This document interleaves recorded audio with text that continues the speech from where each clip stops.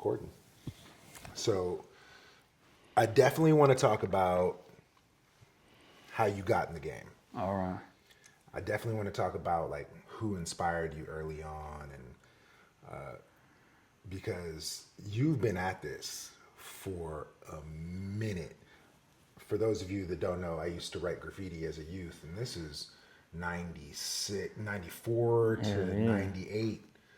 And that's when I was on the streets, tagging up the streets, and I looked up to Ceaver 640. I appreciate that. That was 40 years ago, 30, 40 years ago. Yeah, that's been a minute.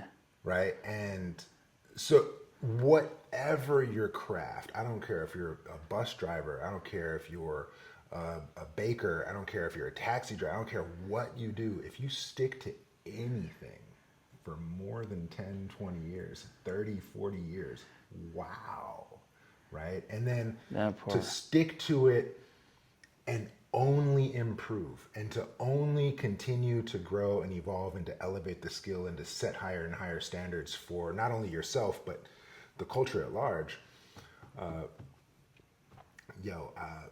Game recognized game, as we say. Real recognized real. Hell yeah. And so I'm happy to introduce the mayor of Oakland. I try King to be. 640. I try to be. I try to get a little art in here and there. Yeah, you man. You know what I'm saying? So I do Kung Fu, you do graffiti. The parallel is dedication to a craft. Facts. And sticking to a skill set in spite of circumstance, in spite of opposition, in spite of hardship, to still persevere and to still improve at a craft. That's impressive, right? And so, who was your first inspiration to get into the art? I probably had to say, probably as far as tagging, I'd probably say it was my ex-girlfriend, one of my young girlfriend's brother. He used to tag Del Marco. Mm-hmm. He used to tag Del, but he wasn't Del, the real Del. The Homo sapien. Yeah, or Del Fresh from TDK. He was he like had the hand style. He used to make these little mops and shit.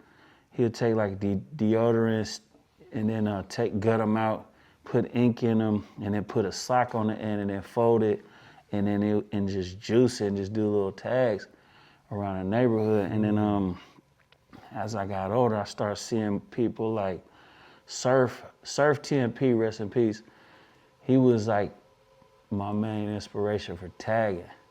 Like that fool, he even tagged on my apartments when I stayed in Funktown. And when we moved out, he had him and I want to say Mytho from TMP had tags on the apartment. Okay. Because Oakland wasn't like back in the 80s and 90s, it wasn't a big ass scene until the late 90s. But it was, TMP, then TDK, then you had other crews, you had like BSK, they was getting up a lot. And then Dream, of course, obviously, but Dream, he had good spots, but he had a lot. Yeah, shout out Mike. He had pieces all over. Even back in the 90s, this man was on some next level futuristic shit, as where Surf didn't piece. You might catch a piece from him here and there, but his tags, you see his tags all over. If you didn't see Surf, then he spelled it regular, then he started spelling SERF, and then he'll do an SF with the little halo over and the arrow on the bottom, and then the TMP or A67. Yeah. And then their crew was hella big, and then around, I want to say around 90, my boy Demo ATM was out. HBV, Hustlers Become Vandals. HBV. You remember them? Demo, so his demo was, he had every bus, and you remember in the back of the... Let me interrupt. Okay. All right. So, first off, I served you tea. Okay. You don't have to drink it, but I'm going to drink it through the mask. it's my obligation as a host to make sure you have something to cut, right? Step two, I realized as you're talking, No one in my community Knows knows what what the we're fuck I'm talking about. Good. And Good. so, what I want to do, just for fun, let's do a quick hip hop graffiti glossary Okay. 101. So, Just pretend they yeah. action stars and shit. What's a tag? A tag is your name scribbled on the wall. Great. Fast. What's a throw up? A throw up is bubble letters like on the Airheads candy or some shit. What's the difference between a throw up and a tag? A throw up is something, a bubble letter that you do hella fast, and then a tag is something you just scribble even faster, little spots, little cuts, or just wherever somebody can see it. It depends on how you want to do it. Okay. Like What's a piece? a piece is, it's either straight letters with arrows, and then you kind of bend the letters up to where you could kind of read it, but you can't read it. You know what? Don't quote me on this part. This is where the burners and the piecing. This is where you gotta ask the professionals. I just hang out with them. But Yeah. So a piece, I think, is just block letters to whatever style, right? Right. And then you have wild style where it's a piece, but You maybe can't they read it. do it in a way that you can't read it. Right, yeah. They add so much to the letters or funk up the letters so much that it's barely recognizable, right? it just That'd be a wild style. it looked like scribble scrabble to us, or to the outside eye, but to us, we staring at that shit, critiquing every line. And then what's anti-style? Anti-styled is like, I guess it would be like, I guess it would be like if you took a straight and then bubbled it out a little bit and put drips and just some shit that people don't like. Me personally, some anti-style, some people could get away with it. Some of that shit looks good. Some Breaks convention. Huh? yeah, it's don't quote me on that one either, cause it's a couple different definitions to that shit, but it's just basically going against the grain of the regular graffiti format, I guess. So then what's a burner? A burner is just a billion colors, hella wild style, or you I know. thought it takes up a whole wall. Right, you gotta ask E-Rex, cause I'm doing posts like, what's the difference between a burner and a piece, So a burner could be hella colors with some straight letters, some 3Ds behind it, highlights and shit, or you could do something wild and have like a legible style to the wild, like less colors. Or to be honest, I just get mixed up in all this shit. So this is why I say don't quote me, because if somebody comment, they gonna be like, oh, you don't know what he talking about. Hey, if anybody has anything to say about this stuff, it's you're the legend, man. Man, I try, but right. Sometimes just because of that, I don't know. I feel like I don't know everything. Like if you listen to certain people, then their definition might be right. To me, a burner is like, if I'm doing some shit like right on the street, I'm gonna just do like a big ass fat cap tag, solid outline, 3D, and then maybe cut it up, add some wild shit to it and hella colors. So that could be, like a street side piece or a burner. Yeah. So. And then the other conversation about burner is it lasts hella long and doesn't get buffed, right? So it's still burning, right? Yeah. That's another way to use that term. That's a perfect way to say that. Shit, I should be interviewing you at this point. You feel me? All right, so then what's the difference between graffiti and street art?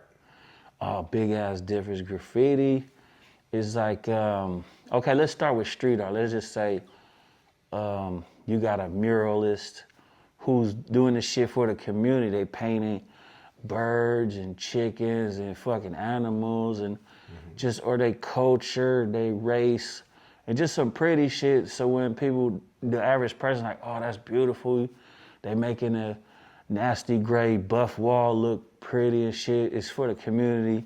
And then, when they do it, it's like some kind of sign to elevate the community.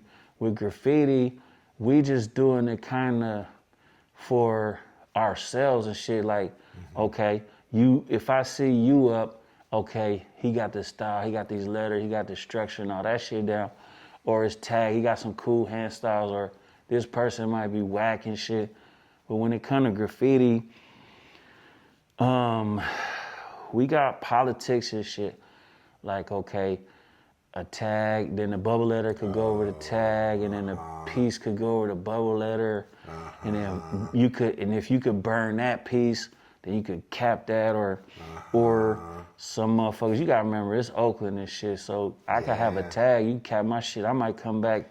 That's true. And dish you, you know. So the hierarchy then is, okay, tag. You need to go out there and tag. If you want your other work to be taken seriously, you have to have your tags up. Right. I mean, there nowadays you could piece. Some people just do trains. Some people just do legals and make it look, you know, illegal. Some people got hella skill in this area. So I'm always love tagging. I'm always love bombing. You know what I'm saying? That's first and foremost. Yeah. So there's the tag in, and then there's the throw up. And a throw up can go over a tag, right. But a tag can't go over a throw up. Nah. Unless you're ready for some right, action. Unless you got some problems. It's personal. You tagged over that dude's personal shit. And then you have a piece, which oftentimes is 2-3 colors or more. Right. Right. And a throwy, which could oftentimes just be an outline. Yeah. The bubble letter. And then so a tag or a throwy can't go over a piece, but a piece can absolutely go over a tag or a throwy. Correct. And if you intend to go over a piece, you better make sure that you can do better. Right. Or it's going to be beef and you're going to be fighting, or you guys going to be putting scribbles over each other's names everywhere, back and forth. And then street artists don't beef like that. Now graffiti artists, some graffiti artists don't like the street art. They look at the wall as just like, that's a perfect space for them to paint on, and it won't get buffed. And then the street artists, you know, it's kind of like, I seen it from both sides where they kind of like, damn, that's fucked up. They bummed out about the shit. You know, like one dude, you seen this shit I did at the Dollar Tree, where I had a straight letter, and dude and his crew, the street artist crew, they did a like Hill Oakland over it, and they drew that heart, and that shit was beautiful, but the bottom part just kept getting hit, like gangs, tags, just regular taggers. So I said, I'm gonna take the whole bottom.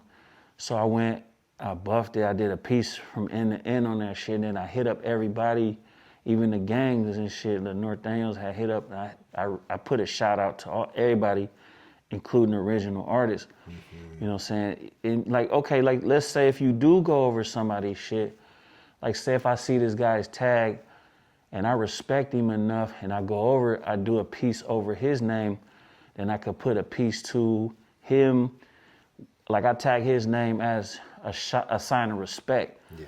Like sometimes, it's my intention, but sometimes I forget. But most of the time when I do something, I send a shout out. There you go. So the whole piece, I basically put my piece in there, and then I faded it into their, Hill Oakland or Heart of Oakland. So the little ventricles of the heart, I made them go into my piece, and I put Ceaver Oakland. So so you become part of the production. Yeah, so it looked like I was invited, right? Self-invite. So they haven't touched it. His shit hasn't got hit. They haven't buffed it. Yeah. Hella people stand, like sometimes I'm at the dollar store, some people are sitting there and taking pictures in front of it. I'm like, damn, that's a beautiful thing. So, I mean, the two could work together. It just, some people are against, graffiti writers. Okay. Oh, that shit sucks. So typically street art, sanctioned, perhaps even budgeted for, sponsored, typically comes with a message or a theme. Whereas, and then also street art, the artist may not necessarily have a street reputation. Maybe they're just, they definitely, an artist. They definitely, and I'm not saying graffiti doesn't have a message, because it's a lot of people. It's a lot of writers with messages. You know, they paint sick ass murals too, or sick pieces with messages. But you got also Tax dollars kill. facts. Then you got also, like, most people are tagging for a reason or painting for a reason. They might, oh, it's like fuck the system, or they got a fucked up household, or they just like tagging. Like me, I love tagging because it just feel good. You know what I'm saying? Like every time I do a tag, or somebody see my shit way in the cuss, like, oh, like, damn, this is way out here in Modesto. Like, Doug, so many times feel I'll me? see your name up and I'll Yeah. just want to have my camera out, but I'm driving on a freeway. Hell I'm yeah. just like, oh, there he goes. Right on. That's my favorite, just little. Okay. Here. So then what, I still want to do like the glossary of Okay. graffiti, right? So then what are the tools of the trade? We have spray paint, clearly. Right. Markers, clearly. And then of markers, you have mops, Right. which are super wet and drip. You have Streakers. streakers, which is kind of like a mandatory streakers. dry paint marker. You were talking about underarm deodorant. Right. I saw somebody stuff a deodorant stick full of streakers. Hell yeah. And had a Yep. wide streaker. They gotta be a goon to do that. I ain't got the heart to just disrespect that many streakers at one shot. Unless I got. Well, they I got don't those even- mega fat ones, right? Those Japanese Sakura I brand. still ain't got the heart to do that. Cause I try to cut one of them up to make like a split streak, and it was a bitch cutting that bitch. I was like, I'm gonna leave this one alone. All right, so then we also have rollers. That's a paint roller. Then you got, paint roller or the ink roller, you said? Oh, either both. Yeah, because you got pilot markers, you got ultra wide markers, you got pintails, you got Oh yeah, the paint markers. the whiteouts. Yeah. Whiteouts, yeah. Presto. And then you got those new like acid markers. Oh yeah, them. I love the metal etch. They got the Yeah. window etched, but the metal etch for. And I'm seeing people use squeeze bottles with like this foam stuff on the sidewalks. Oh yeah, that's like that's kind of like that crazy foam for when you making a speaker box and shit, or you're insulating your house. They got that shit too. They got this dude gave me this shit. It was for the concrete. It stains the concrete. So and then when it rains, it stands out hella sick. I don't know where I put that shit. Here's a debate. Stickers. Do stickers count? Are those valid? Hell yeah. I don't do too many stickers. I don't do too many trains. So if you can ask me about them. I'll try to answer. But stickers, I feel like is perfect for like, say you fucking on an airplane or some shit. Boom, you throw a slap up on the plane, and or just in a cutty ass. You might be in a line at the burrito truck. Hella bitches looking at you, you trying to flirt, and you just throw a slap on it, just look normal, because all the other stickers is some random ass stickers, you feel me? Ceaver has stickers up all through Beijing, Shanghai, Chengdu, and Xi'an. Thank you. You up in China? Much appreciated. Some slaps up in 'Cause China. you know, I'm not getting on no fucking plane. If Bart don't go there, I'm not going. If Bart, that's too far. And then you know, I got a lot of beef with the gas station. So the gas stations don't like me because the price is too high. If I got beef with my ops, I'm not even gonna chase them. Gas too high. I ain't got enough gas to get to them. Catch you when I catch you and shit. Yeah, Beijing, that's kind of far. That's a long walk to be tagging. Wow. All right, so then, backtrack. The other difference between street art and graffiti. Okay, Graffiti, by and large, illegal. true. By and large, you want to get something that's difficult, hard to access, Yeah, hell yeah. but visible. And so it's kind of like riding that line of something that you could hella see and something that's hella hard to get to. And the higher the risk, the higher the clout, right? The higher the respect. Fuck yeah, facts.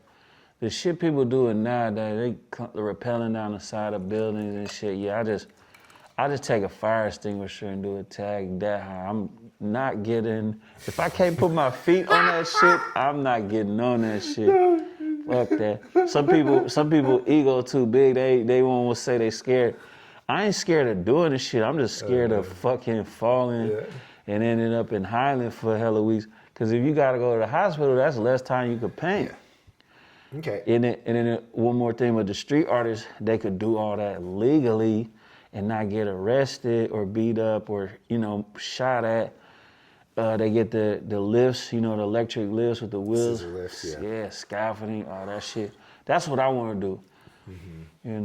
I mean, I done a lot of fake legals that look legal, and then sometimes the owners like this shit, they even cash me out, so it kind of work in my benefit. Then I can invite people. I usually invite a lot of people, but then sometimes people don't show up, so I'm just like, fuck it, I just do the whole wall by myself. Or whoever rock with me, it's always a blessing when people show up. You feel me? I'm not like, oh, you gotta be the best painter and this and that. Just try to do a piece or just take up this space and you show up. I respect the people who, show up more than they respect me for the invite. Like it's an honor to paint with people, when you invite them and they show up. Cause they didn't have to do it. You feel me? They could have just whatever. Question, I'm sure some of my viewers are curious. What are some of the benefits illegal graffiti has to a society? To a society or okay, I can't, all right, let me try to figure that one out. I can think of a few. Because I could think I know the benefits for graffiti society, our little underground shit, but society As a whole, give them something to look at on the freeway or something, that gray, boring ass wall they pass by. Some shit, I can't act like everything is pretty because they might drive by and hate that shit, but then some of the graffiti that they, that's colorful and bold, they like that shit. Because that's what most of the shop owners, they'll see, like if I'm talking to them about piecing or painting they shit, they'll see like little tags and be like, oh, they don't like the tags. And I explain to them like, that's where you gotta start. You gotta understand, I started there and I still do it.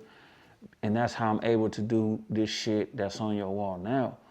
So some of the benefits, it's just something to look at, something colorful. Some people, they might not know what the fuck they're looking at, but they see, hey, I saw this one over there. Okay, I saw that one. Or like say, you got people that's doing characters and they're like, oh, I just seen that little character over there. Okay, this one's colored in. This one got a different color. So, and then little kids, they might like that shit, the colorful shit. And then bitches love like bright colors, you know what I'm saying? So if you piece it, peacocking. There you go, orange, pinks and shit, that's attractive to them. And so,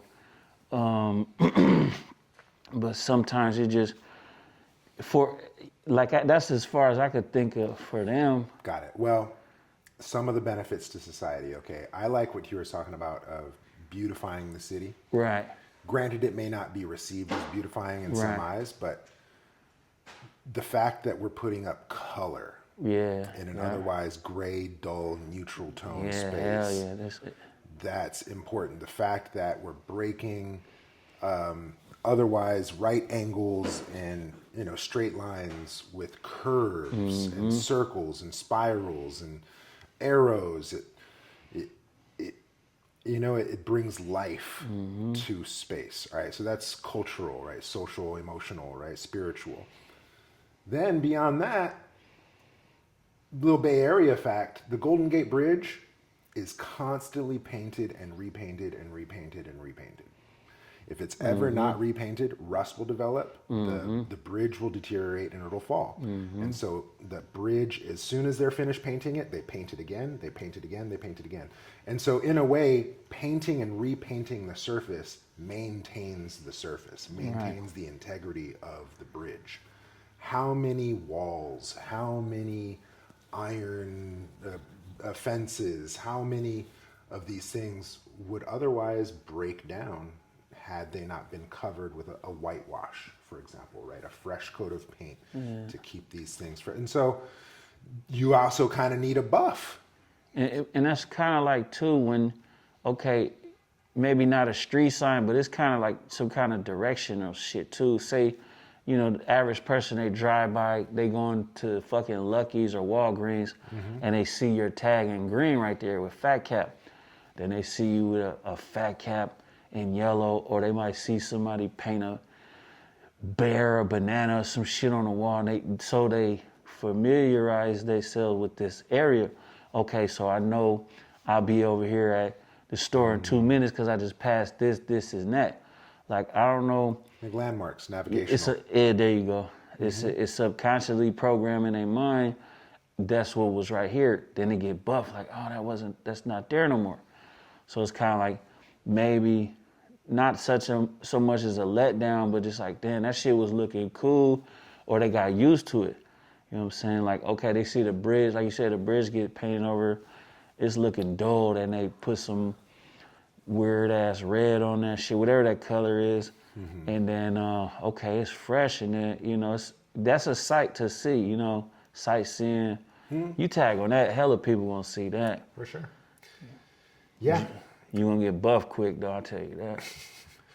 Yeah, and then to that point, the other thing about tagging and graffiti is it speaks to cultural dissonance, right?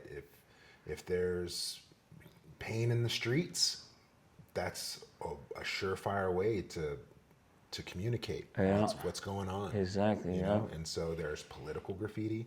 Matter of fact, the oldest graffiti in the world is political graffiti. That's facts.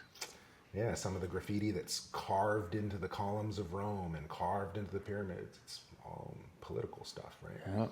That's what I'm saying, like, graffiti artists or taggers or however you want to label us, everybody got a story. Everybody got their own kind of message. Some people like doing it to fuck the system. Some people doing it to get over depression. Some people use that shit to cure they self, like, you know, some people just do it because it's fun and make them feel good. Some people might already be in good spirits or good mood, you know what I'm saying, and just love to just elevate what they doing. Hey, for me, it kept me out of gang violence. Yep, then there's that Right? too. It was kind of gangs, but, you know, it's way different being in a graffiti gang than it is on a street gang. Then that's there. But I gotta give it up to the gangs. Some of them motherfuckers got some good hand styles, you know what I'm saying? Hey, my teacher, YC Chang, peace be upon him, he died 96. Yeah. 2016 at 96 years old. Famous calligrapher, Chinese calligraphy, much like the art that's behind you. The first Chinese artist to have artwork in the White House, right? YC Chang. Okay. He taught the father of Cholo writing hand styles. Swear to God. Who's that guy's name? Famous. That you talking about the Chaz? Chaz in L.A. Chad Baroquez, I think. The father of gangster writing. Yeah. Of the iconic Mexican Cholo gangster writing. He's sick. Came from Chaz.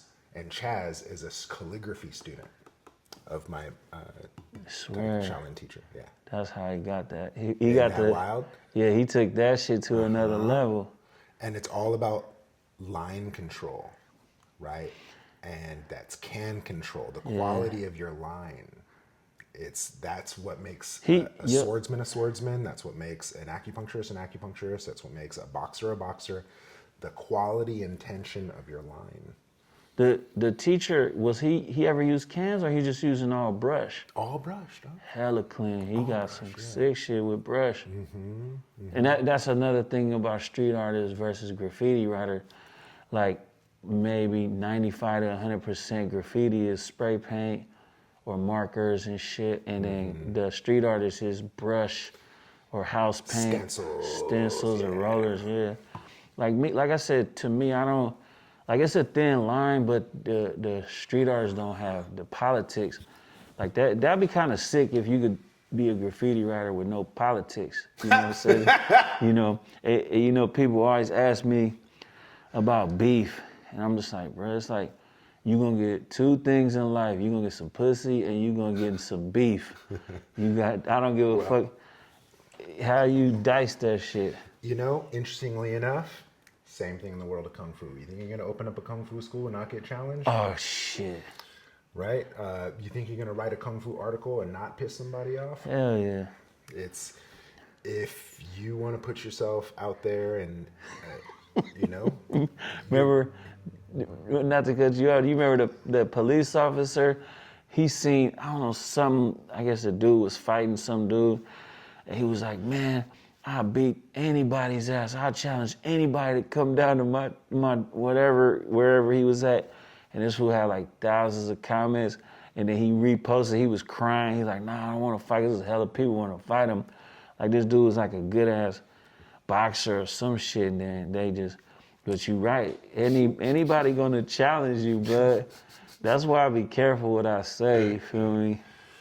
Well, next thing I need to ask you, what keeps you motivated? What keeps you going? What keeps me motivated?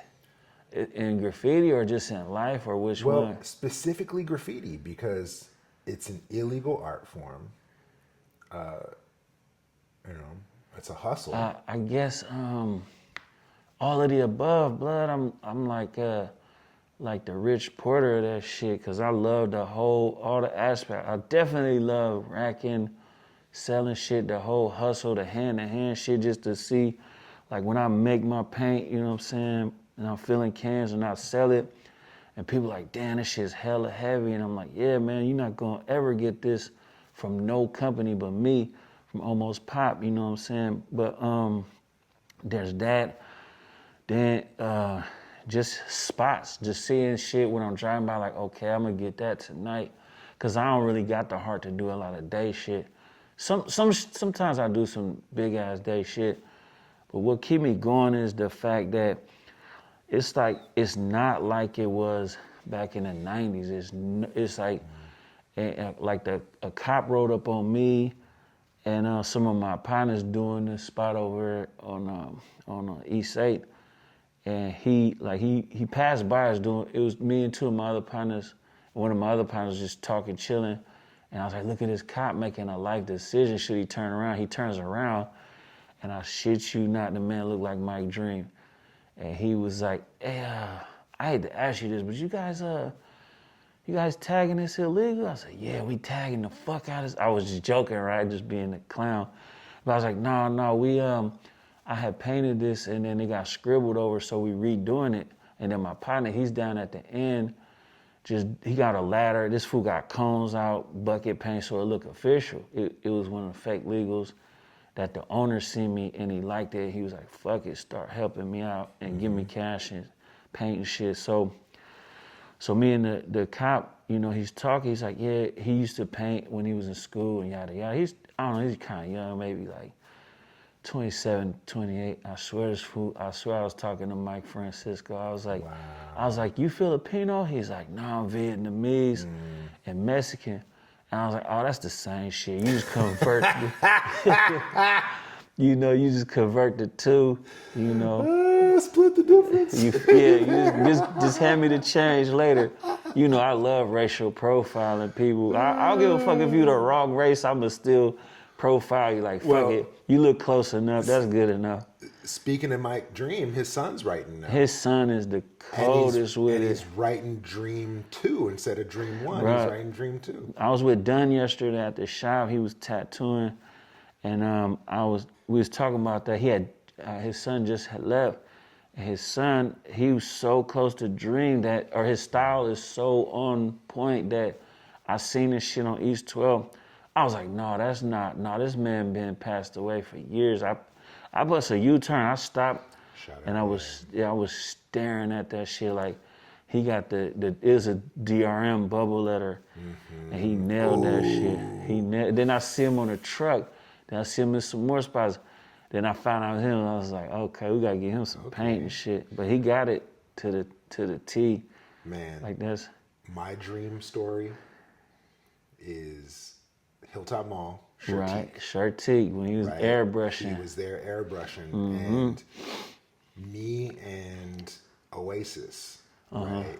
Lil Kareem, we would go there and we'd give him our black books and he'd say, go on a rack mission. He'd tell us what he wanted, where he wanted it from. We'd go and steal on his behalf. Hella clean. And then we'd come back and we'd give him the bounty and he'd give us back our black books full of artwork. Hella clean. Right. And then That's priceless till this day. Man, I still have some of those pieces. They're framed. Good. And, he was so good to us and so good about teaching us the culture, the levels to the game, Yes. the levels of lettering, a little bit of kind of what we were talking about earlier with the glossary. And that's rare because a lot of people was gatekeeping that shit back then. They didn't want to tell, because I was a toy for sure. And, he talked to me like I was just, regular up there with him. He talked to, the nigga was a player, he a town nigga, so he talked like respectable to anybody, just some boss type shit, And so I graduated from high school, class of 98, and we got him to do a seniors class of 98 piece on the rooftop of my high school. And See, that's some legendary shit right there. what's so messed up is that when I went to college in Hawaii that fall, he got shot and killed. Fuck, man. And then so I came back a year later and some Mexican gangsters had gone over the piece. And so I got a chance to redo it. Good. And as I was filling in the character and the letters that Mike Dream had did. Bro, how'd that feel?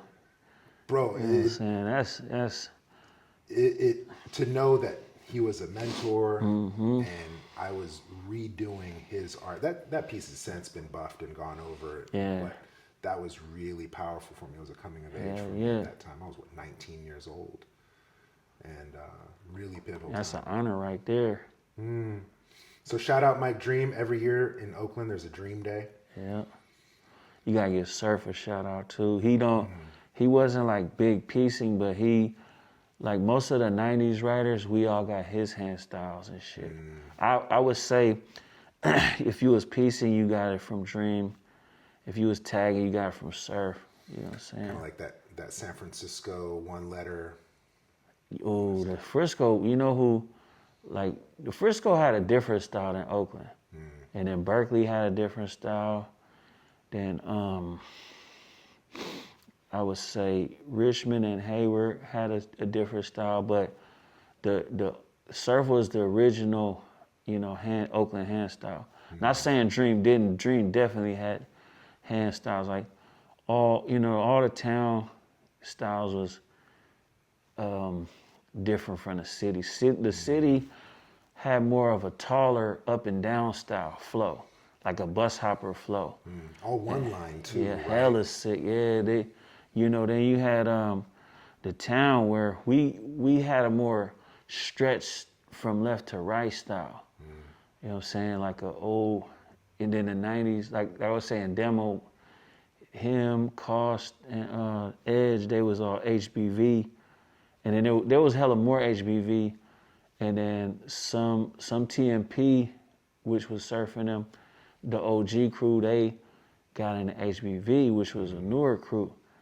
And then these fools, I don't know if you remember the AC Transit buses, in the back had the carpet. So you could tag on the carpet with the streaker. And this fool Demo had every bus with two-tone streakers. Every two-tone streaker, color scheme you could think of, red and yellow. My favorite was the blue and green, or no, the purple and green, or the red and white. Of that era though, because all you had was the Sanford ones, right? And so of that era to get the Sakura ones, Right. those were so hard to come by. No, The those blues was and the purples and the turquoise. No, you could rack them from Blaisdells, and there was a place called by the boxes. No, you right. No, Blaisdells, because it was a stationery store. They had the 4 regular colors, yellow, white, Yellow, red, white, and black. black, right. And then you go to the Amsterdam Art, they had all the streakers in the back on the last aisle. And they had the Sakura streakers, every color. Then they had, Well, Blaisdells had the ultra wide markers and the Omega ink, the Pilot ink, the Pilots, and you could. Indian ink too, right? Yep, and Indian ink. I never really used it because it didn't stick. It was hella watery. Like you could smear it off, but if you buffed it, it stained. It had a blood stain, like after they buffed it. But you had I used to SG. fill up the shoe polish. Oh and yeah, use it as a shoe mop. polish. Then they had SG7s. Every SG7 had every color. Here we go, getting back into the jargon. Right. Last question for you. Where do you see the future of graffiti going? More writers, because there's more people coming in the world. It's like a writer every 10 minutes coming out here, at least in Oakland, you know. But the future, it's gonna be more art, more writers, more bombing, more peace, and more people going to jail, more people getting fucked up during beef, more murals. You know, it's whatever it is now, it's gonna be more of. You know, but then depending on what cities you in, too, it might be less, because some cities, they ain't playing that shit, they buffing, you know. That's true. I remember coming up, you had Krylon, Rust-Oleum, Dutch Boy, maybe like Osh. And those then, were... And then don't forget the Spray Bright.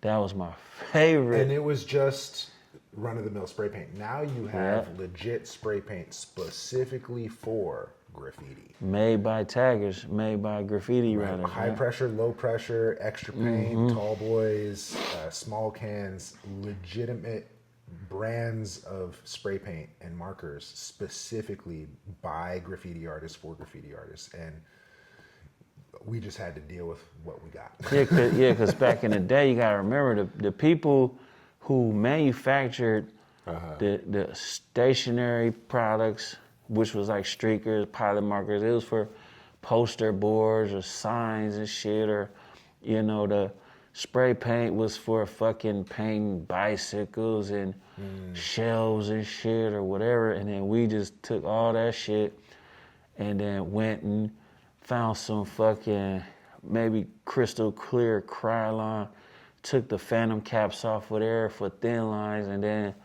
the bug and tar remover or and glass cleaner. Glass cleaner, that's how you get your snowballs. Yeah, snowballs, yep. Yeah. Caps, those are for aerosol caps and shit for people Likened to a different brush for a painter. Right, you have different caps that spray to different thicknesses. But you had to go to the store and pop the cap off, and then take the cap out, and then sit there on the aisle and hope nobody like, hey, what you doing? You know what I'm saying? But now you could order that shit, and like I was saying, where I was going to where the cop pulled up on us when he left, it dawned on me that I'm part of the reason, and a lot of these people that I fuck with or known for years, we paved the way for people to be able to do the shit and get away with the shit they doing now. Cause I done went to juvie a few times and to county jail for tagging and fighting with the police, and, you know, shit you get slapped on the wrist for now. You know, cops out here, they just gonna look at that shit like, okay, keep going.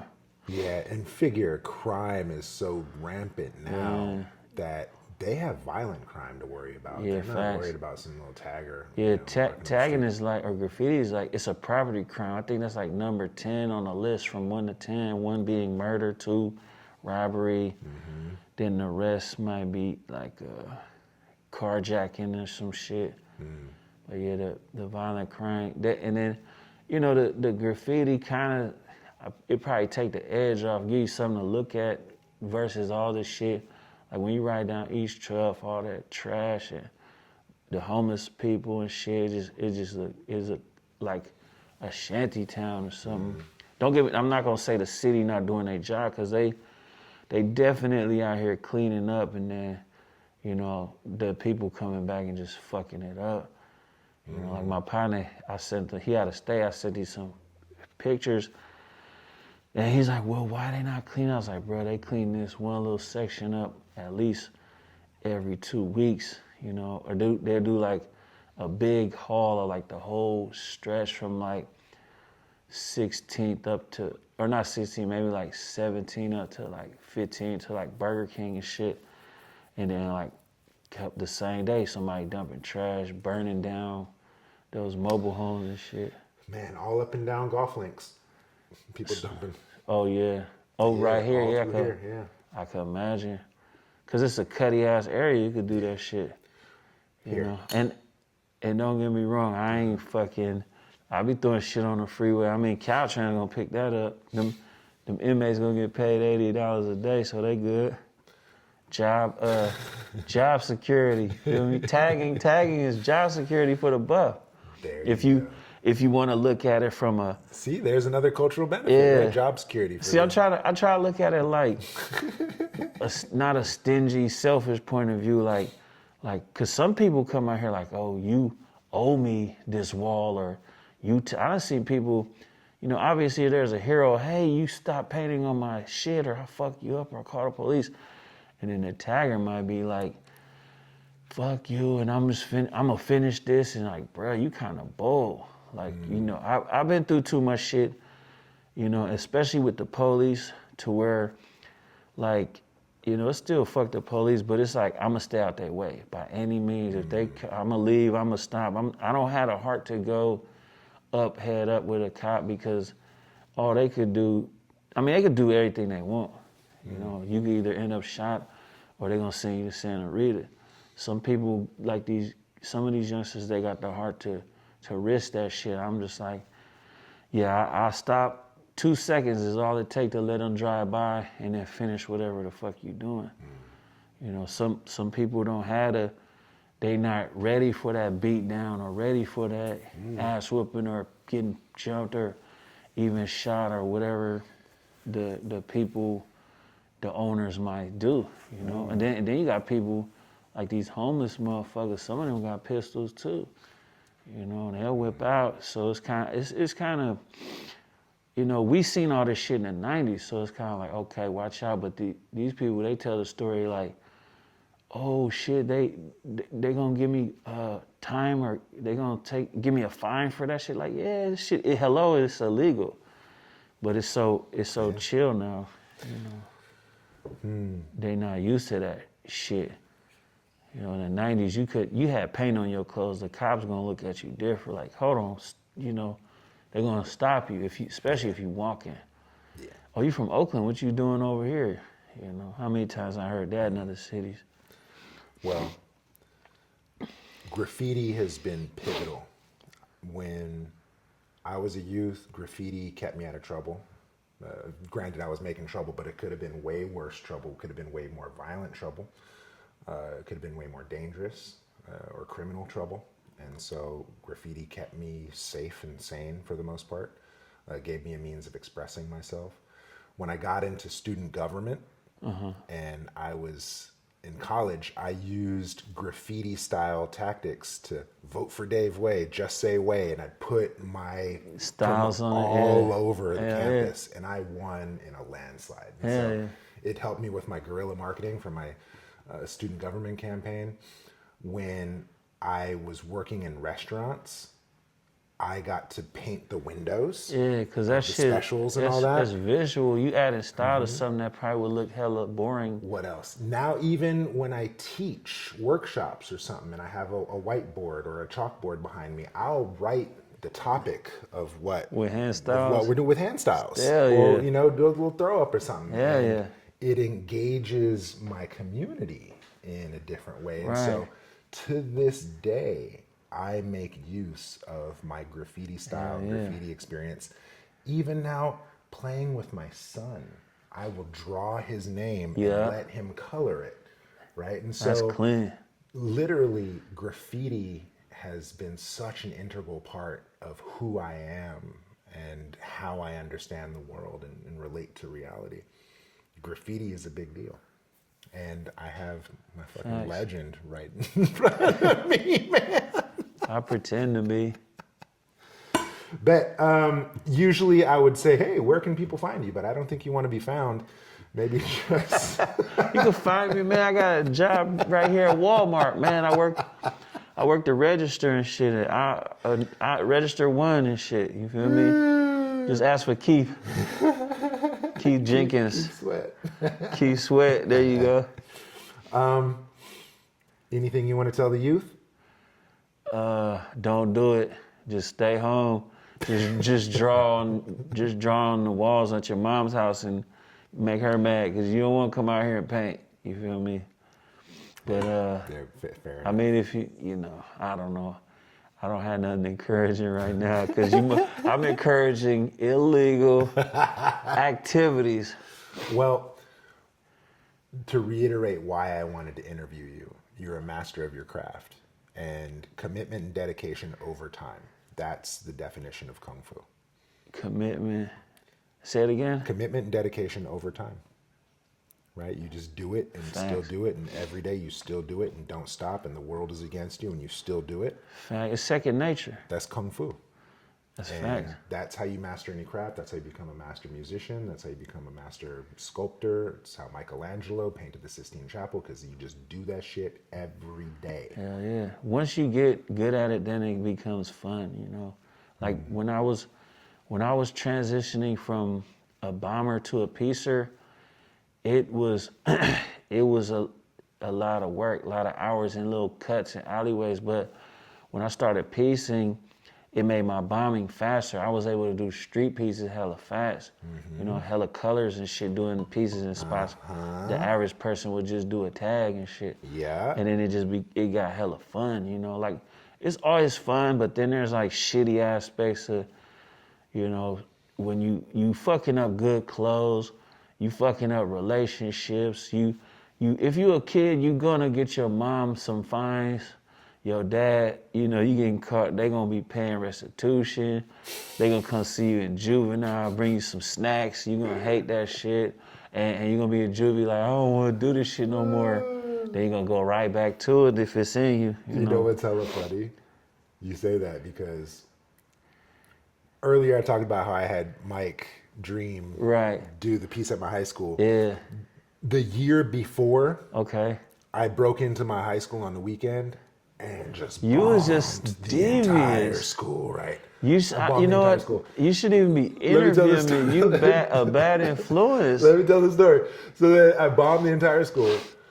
We had the on-site police officers, right? Because our high school was bad like that. Yeah. So we had the off-duties on-site all the time. They'd come knocking on the doors. At first, they asked all the Mexican gangsters. Right. The Mexican gangsters were like, nah, that's not us. That's that tall Chinese guy. Yeah. They should straight told snitched on me, Damn. right? So RoboCop, the on-site police officer, came and arrested me in class. With no evidence. With no evidence outside of the Mexican said I did it. Right? And then they pull me in, they check my backpack. Sure enough, all my tags, all my everything was there. Everything, you was hot. So they got me, right? I did it with a homie. I didn't snitch. I said I did it all by myself. Right. Took the heat. I was this close to getting expelled. Oh, shit. But because I made noise on the football team, you was a factor. They let me stay in the school, but under the condition I had to paint the entire school. John F. Kennedy High, JFK, Jungle Full of Killers. I had to paint the entire school. And it's because I painted the entire school and became known as the school's graffiti artist.